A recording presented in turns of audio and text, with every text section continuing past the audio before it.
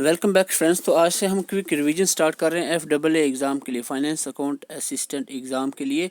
तो इसमें हमारी जो 10 नंबर की 6 सेक्शंस हैं उन पे हम एक एक सेक्शन पे एक वीडियो लाएंगे।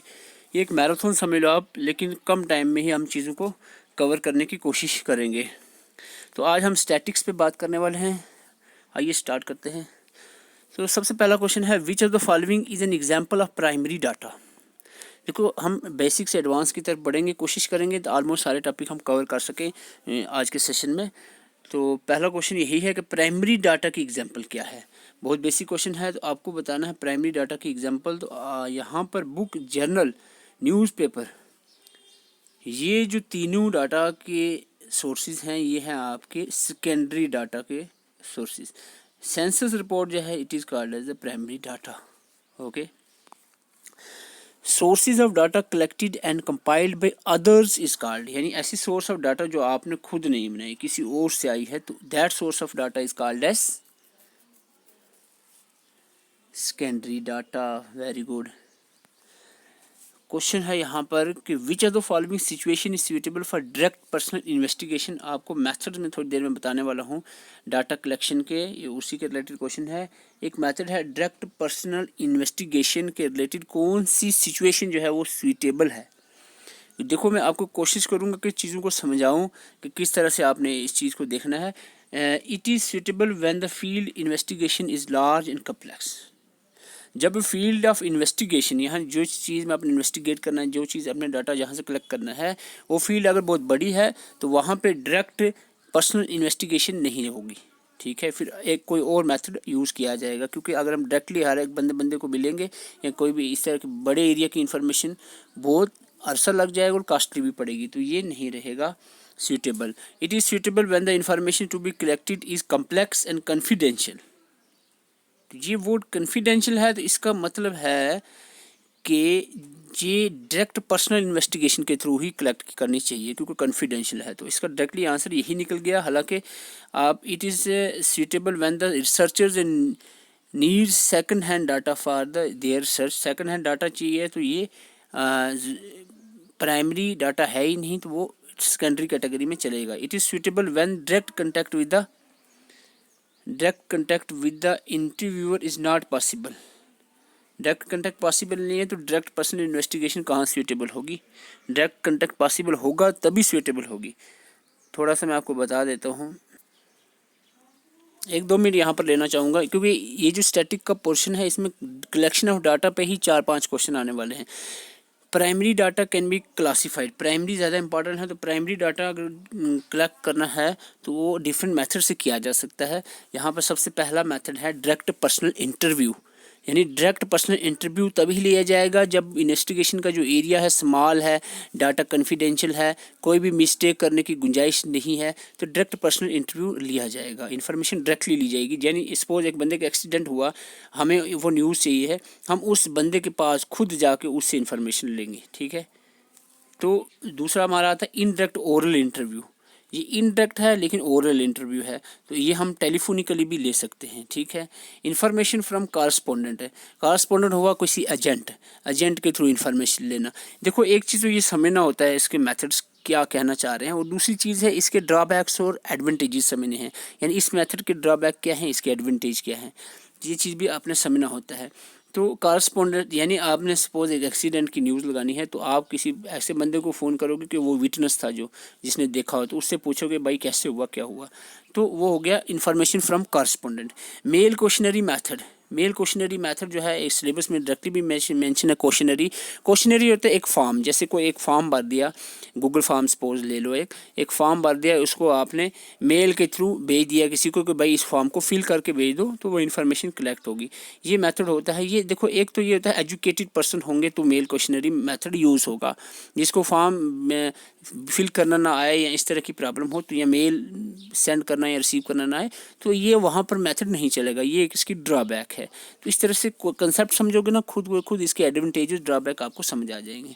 लेकिन एजुकेट फील्ड जो होगी, एजुकेट लोग होंगे, उनके बीच में ये मेथड सक्सेसफुल रहता है। शेड्यूल सेंट्रल इन्यूमिनेटर, इन्यूमिनेटर होता है वो बंदा यानी इंटरव्यूअर, जो इंटरव्यू ले रहा है, इंटरव्यूअर शेड्यूल लेके जाएगा। शेड्यूल एक क्वेश्चनरी की तरह ही होता है, ये भी एक फॉर्मेट है। फ़र्क इतना है क्वेश्चनरी और शेड्यूल में, क्वेश्चनरी में हम भेजते हैं मेल के थ्रू, शेड्यूल जो होता है वो सेंड टू द इन्यूमिनेटर, इन्यूमिनेटर खुद लेके जाएगा जो इंटरव्यूअर होगा, ये उसको जैसे कोई सर्वे वगैरह करते हैं ना, जैसे एक हाथ में पकड़ा है कागज़, फॉर्म, शेड्यूल इसको हम कहेंगे, तो उससे पूछेंगे हाँ जी आपका नाम क्या है, खुद लिखा, लिखने वाला खुद होगा। ये फ़र्क है शेड्यूल और क्वेश्चनरी में। क्वेश्चनरी में आपको भेजना है, उसको देना है, वो भर के देगा। शेड्यूल में आपने कुछ क्वेश्चन शेड्यूल किए हुए हैं, बनाए हुए हैं, और आप ही उसमें फिल करोगे पूछ के कि भाई इसमें क्या भरना है, आपका नाम क्या है, आपका पेरेंट डिजिट क्या है, आपके एड्रेस क्या है। तो ये चीज़ आपने यहाँ पर समझनी है मेथड्स के थ्रू। अगर आप चाहो तो पर्सनल डायरेक्ट इंटरव्यू के कंसेप्ट यहाँ पर देख सकते हो। पर्सनल डायरेक्ट इंटरव्यू क्या है, वीडियो पास करके इसको रीड आउट भी कर सकते हो। मैं टेलीग्राम में भी इसको डाल दूंगा, इसको थोड़ा एक बार रीड आउट भी कर लेना, 5-2-4 मिनट लगेंगे। इनडायरेक्ट ओरल इंटरव्यू क्या है, ये चीज़ आपने समझनी है। Method of investigator contact witness, indirect oral, indirect यहाँ पर, यहाँ डायरेक्ट नहीं है, एक तो डायरेक्ट होता है, एक इनडायरेक्ट होता है। इनडायरेक्ट हो गया यानी ये किसी और से लिया, विटनेस या नेबर या फ्रेंड की सम अदर थर्ड पार्टी से लिया हो जो इन्फॉर्मेशन, उसको इनडायरेक्ट ओरल, अगर ओरली लिया है तो इनडायरेक्ट ओरल इंटरव्यू कहेंगे हम। इन्फॉर्मेशन थ्रू कॉरस्पॉन्डेंट में अभी कह रहा था, एजेंट के थ्रू, कोई लोकल एजेंट है, अपॉइंट कर दिया कि भाई इन्फॉर्मेशन लानी है, तो इस तरह से वो इन्फॉर्मेशन थ्रू कॉरस्पॉन्डेंट हो जाएगी। जैसे न्यूज़पेपर में अक्सर newspaper information to newspaper and some department of government came to this method, ये मेथड फॉलो करते हैं। उसके बाद मेल क्वेश्चनरी मेथड आ गया, this is important. Mail questionnaire क्या होता है, under this method a list of questionnaire is prepared. एक क्वेश्चनरी यानी एक पूरी लिस्ट, एक फॉर्म बनाया जाता है, is send to the informants by post. By post यहाँ पर लिखा हुआ है, बाई पोस्ट भी सेंड कर सकते हो, और बाई, आज इलेक्ट्रॉनिक दौर है तो बाई मेल भी कर सकते हो, और व्हाट्सएप भी भेज दो, कोई भी मसला नहीं है इसमें। मेथड कोई भी यूज़ करो, लेकिन इतना है कि इसमें जो क्वेश्चंस होंगे वो फिल जो है वो कौन करेगा, इन्फॉर्मेंट्स, जिसको इन्फॉर्मेशन देनी है वो फिल करके देगा। ठीक है, एक चीज़ का याद रखना। और क्वेश्चनरी बनाने में भी कुछ चीज़ों का ध्यान रखना चाहिए कि किस तरह से एक स्पेसिफिक तरीके से लिखना है, कोई भी उसमें ब्याज नहीं होना चाहिए, उसमें कोई भी वर्डिंग ऐसी नहीं होनी चाहिए जिसमें वो आप उसको उसका आंसर कुछ देने पे मजबूर कर रहे हो। इस तरह का क्वेश्चन नहीं होना चाहिए कि वो आंसर ऐसा दे कि जो आप चाह रहे हो, ऐसा कोई क्वेश्चन नहीं होना चाहिए। ये चीज़ आपको पूछी जा सकती है। इसके बाद शेड्यूल सेंड थ्रू एलिमिनेटर पे भी आप इसमें थोड़ा रीड आउट कर सकते हैं। तो एक बार मैं चाहूँगा क्वेश्चनरी और शेड्यूल में डिफरेंस आपको यहाँ पर बता दूँ। क्वेश्चनरी और शेड्यूल में क्या डिफरेंस है। क्वेश्चनरी जो होती है रिस्पॉन्सेज, क्वेश्चनरी में, in questionnaire responses are filled by respondent. जो रिस्पोंडेंट होगा, जो इन्फॉर्मेंट होगा, जो इन्फॉर्मेशन देना चाह रहा है, देगा जो इन्फॉर्मेशन, वही फिल करेगा क्वेश्चनरी की केस में। इन शेड्यूल के केस में schedule method responses are filled by enumerator. Enumerator होगा इंटरव्यू, जो हमारा बंदा होगा, या हम या हमारा बंदा होगा, वो खुद भरेगा पूछ कर। ठीक है, तो ये फ़र्क है क्वेश्चनरी और अपना शेड्यूल में। In questionnaire method there is no scope of bias or the answer getting influenced by the interviewer through the process as the answer filled by the respondent themselves. ठीक है, क्वेश्चनरी में ब्याज यानी भेदभाव का कोई मसला नहीं है, यानी जो हम चाह रहे हैं वो भरें, ऐसा नहीं है, वो अपनी मर्जी से भरेंगे। लेकिन शेड्यूल के केस में ऐसा हो सकता है कि हम उसको मोटिवेट कर देंगे, जी हाँ ये बताओ, जैसे आपको लोन लेना है, नहीं है ले लो, बहुत अच्छी बात है, ये है गवर्नमेंट का बड़ा इसमें बेनिफिट है, ये है वो है, मोटिवेट करके उनको यस करवा दें। तो ये होता है शेड्यूल के केस में ब्याज हो सकता है, लेकिन क्वेश्चनरी के केस में ऐसा नहीं देखने को मिलता है। देखो आपको थोड़ा बहुत आइडिया आ गया, एक क्वेश्चन में डाल रहा हूँ, आपको सब बताना है इसके बारे में। विच of the following is a drawback of the direct personal investigation. अगर डायरेक्ट पर्सनल इन्वेस्टिगेशन आप कर रहे हो, डायरेक्टली किसी बंदे से इन्फॉर्मेशन ले रहे हो, उसका आपको ड्रॉबैक, नुकसान क्या है वो बताना है। दिस मेथड ऑफ इन्वेस्टिगेशन, इनमें से कौन सा ड्रॉबैक है। Method of investigation lack reliability, reliability नहीं रहती, ऐसा नहीं है। मोस्ट रिलायबल जो मेथड है डाटा कलेक्शन का वो डायरेक्ट पर्सनल इन्वेस्टिगेशन है, ये ड्रॉबैक नहीं हो सकती। ठीक है, it is extremely costly and time consuming process. Yes, बिल्कुल सही है। पर्सनल इन्वेस्टिगेशन करनी, हर एक बंदे तक आपने पहुंचना है, तो ये एक तो कॉस्टली होगा, दूसरा टाइम कंज्यूमिंग होगा, तो ये इसका ड्रॉबैक माना जाता है और ये बहुत बड़ा ड्रॉबैक है डायरेक्ट पर्सनल इन्वेस्टिगेशन का। अगर आप क्वेश्चनरी के थ्रू मेल भेज देते तो आप 1000 बंदों को मेल भेज दोगे 5-10 मिनट में डायरेक्टली, या कोई ग्रुप है व्हाट्सएप का उसमें भेज दो, वो इन्फॉर्मेशन फिल करके दे दें, कलेक्शन जल्दी। यानी यहाँ से अब कहीं किसी दूसरी स्टेट में भेजना हो तो बहुत जल्दी, लेकिन अगर डायरेक्ट पर्सनल इन्वेस्टिगेशन करनी है तो यहाँ से वो जाना पड़ेगा उसमें। सपोज मैं किसी दूसरी स्टेट में जा रहा हूँ इन्वेस्टिगेशन करने का, तो टाइम भी लगेगा, पैसे भी लगेंगे, तो दूसरे मेथड्स के थ्रू ऐसा नहीं होता है। The questions asked under this method can be subjected to misinterpretation, तो ये भी नहीं माना जाएगा, तो ये आंसर हमें मिल गया है। It is difficult to get the original data using the direct person, कोई डिफ़िकल्टी नहीं है, ओरिजिनल डाटा आसानी से मिल जाता है डायरेक्ट पर्सनल इन्वेस्टिगेशन से, और इसमें मिस इंटरप्रिटेशन का भी चांसेस रह सकते हैं, ये अलग बात है। विच of the following is an example of secondary data, एक लास्ट क्वेश्चन इस टॉपिक से। सेकेंडरी डाटा की एग्जांपल अगर आपको पूछी जाए तो आरबीआई की जो बुलेटिन होती हैं, गवर्नमेंट पब्लिकेशंस होती हैं, कमेटी एंड कमीशंस होती हैं, ये सारी जो है सेकेंडरी डाटा के एग्जांपल्स में आएगा। ऑल ऑफ द वो is the right answer. The data which are collected through the internet is called, जो इंटरनेट के थ्रू डाटा कलेक्ट किया जाता है इसको हम क्या कहेंगे, ये कौन सा डाटा होगा, this is very important. Internet के थ्रू जो डाटा कलेक्ट किया जाता है that is called as the external secondary data, external secondary data.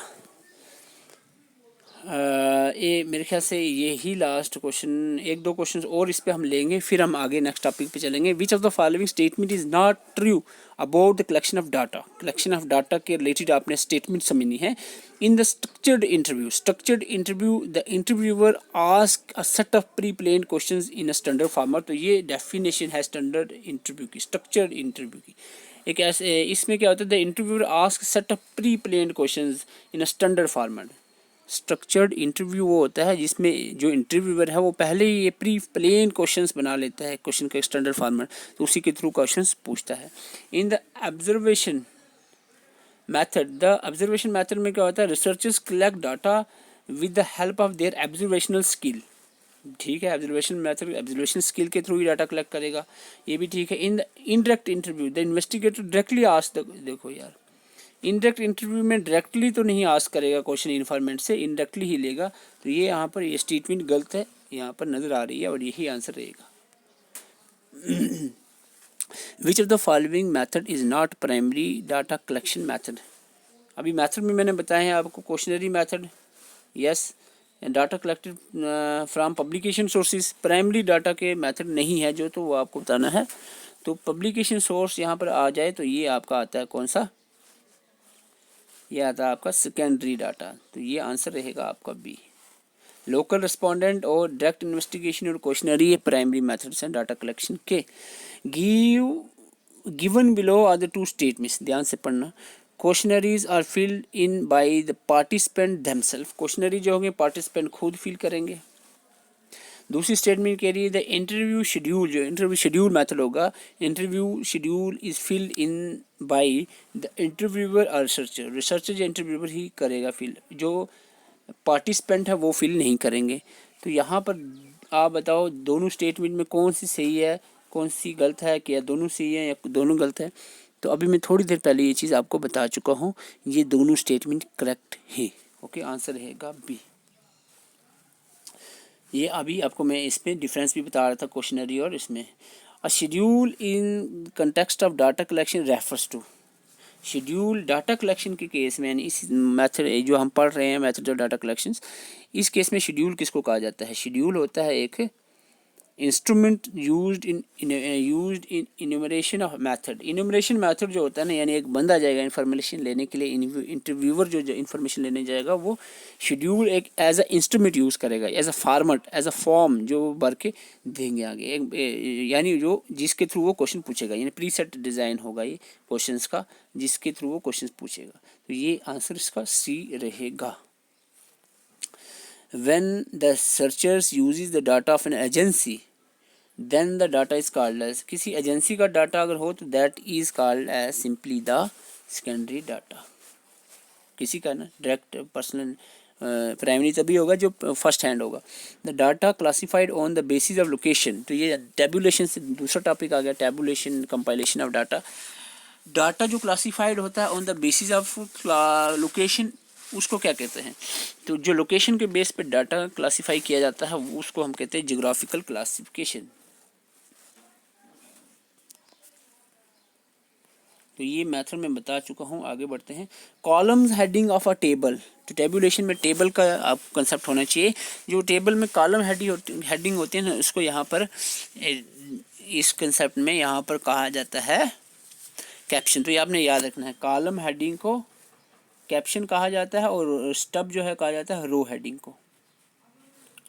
रो की हेडिंग को स्टब कहा जाता है। जैसे एक टेबल है ना, टेबल, इसकी जो ऊपर वाली हेडिंग होती है ना, इसको कॉलम हेडिंग कहते हैं, और जो इधर जाती है ना, इधर, ये होती है रो हेडिंग।